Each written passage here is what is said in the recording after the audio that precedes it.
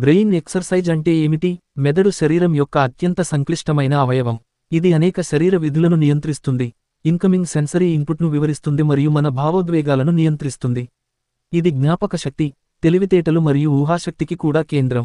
మెదడు ప్రతిరోజూ చాలా వ్యాయామం చేస్తున్నప్పటికీ, కొన్ని కార్యకలాపాలు మెరుగుపరచడంలో సహాయపడతాయి. మెదడు ఫంక్షన్ మరియు కనెక్టివిటీ. ఇది వయస్సు, సంబంధిత క్షీణత నుండి మెదడును రక్షించడంలో సహాయపడుతుంది. మెదడు ఎప్పుడూ చురుకుగా ఉంటుంది, సమయంలో కూడా నిద్ర.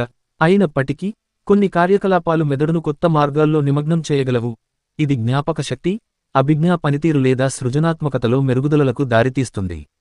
మెదడు మనం చేసే ప్రతి పనిలో పాల్గొంటుంది మరియు శరీరంలోని ఇతర భాగాల మాదిరిగానే, దానిని కూడా జాగ్రత్తగా చూసుకోవాలి. జ్ఞాపకశక్తి, ఏకాగ్రత లేదా రోజువారీ కార్యాచరణను మెరుగుపరచడానికి మెదడుకు వ్యాయామం చేయడం చాలా మందికి ప్రాధాన్యతనిస్తుంది, ముఖ్యంగా వారు పెద్దవారైనప్పుడు.